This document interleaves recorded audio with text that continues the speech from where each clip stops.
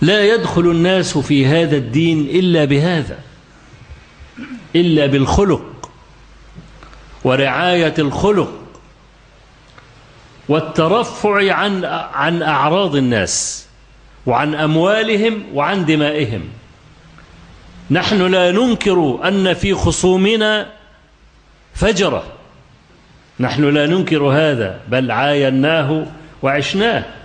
يعني أنا لا أنسى مثلا هذا الصحفي الذي كتب في رمضان من حوالي 4 سنوات سلسلة، هو لم يتمها، لم كتب المقالة الأولى فقط بعنوان دعاة في العيادة النفسية، وبدأ بي، أول واحد ابتدى بي أنا، وكال لي التهم كل حرف تكلم به كذب إلا اسمي بس. هذا هو الصدق الوحيد الذي كان في هذه المقالة. إنما المقالة صفحة كاملة. وأنا في رمضان في مدرسة الحياة كنت عرجت على هذا المقال وبينت بعض زيفه، لكنه كذب كله. مجلة روزا اليوسف متخصصة في شتمنا وسلب أعراضنا وتقبيحنا، وإننا بنأخذ فلوس من إيران. يعني طب قول من السعودية مثلا، أنا هاخد فلوس من الروافض.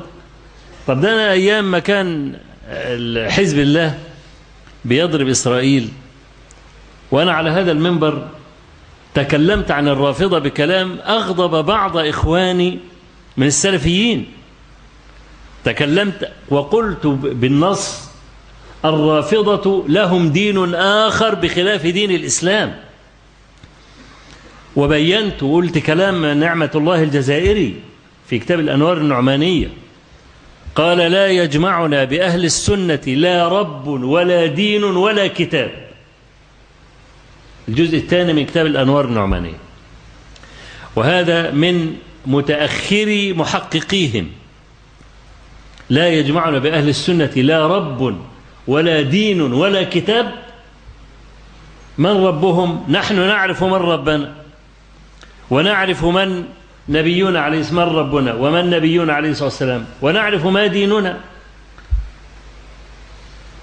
هم من ربهم، ما دينهم، من نبيهم. وأخذت عدة خطب، فقال لي بعض إخواني: يعني ليس في هذا التوقيت كنت تتكلم بهذا الكلام، دول ناس يعني ضربوا إسرائيل وهزموها والكلام ده، فيعني لا تكن شوكة عليهم، ممكن تتكلم بهذا الكلام في وقت آخر. وأنا لا أعتقد هذا دينا، لا أعتقد هذا، بل إذا كان للشيء مقتضى فعلته. أنا مش هستنى لما الدنيا تبرد ويقولوا أن حزب الله هزم إسرائيل ويأخذ الأمجاد كلها. ده في هذا الأسبوع 100 مولود في محافظة الإسكندرية اتسموا بنصر الله، حسن نصر الله، 100 مولود، وجاء هذا في الجرائد آنذاك. واتكلموا عن إذا جاء نصر الله والفتح.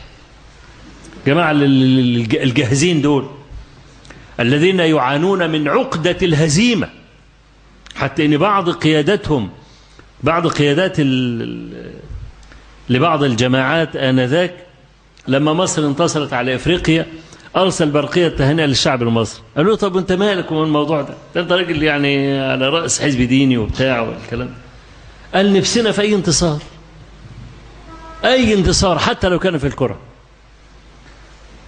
لما تبلغ الهزيمة إلى هذا الحد مش عارفين يعملوا أي شيء مع دولة اليهود، يضربها أي حد. حتى أنا لو تذكروا طريقة التجسس الأمريكية اللي دخلت على حدود الصين، مشيت على حدود الصين كده، والمقاتلات الصينية نزلتها في أراضي الصين. وأنا كنت في الشارع شفت ناس بيهنوا بعض إن في دولة أرغمت أمريكا على شيء، برغم أنهم كلهم كفرة في بعض. إذا كان الصين لا إله، وإذا كان التانيين مشركون كفرة، لا كلهم كفرة في بعض، لكن لمرارة الهزيمة التي يشعر بها المسلمون هنأ بعضهم بعضا بسبب هذا.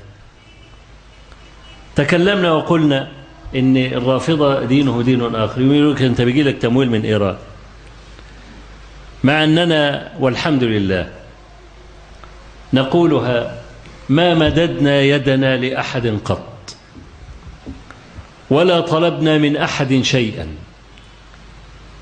بل رددنا بعض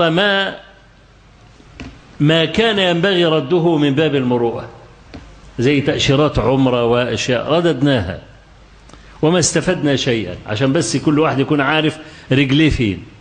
لا استفدنا من السعودية ولا استفدنا من إيران ولا استفدنا من أي بلد، الحمد لله، وعشنا حياتنا أعفة كراما لا نمد أيدينا إلى أحد، وأغنانا الله عز وجل من فضله.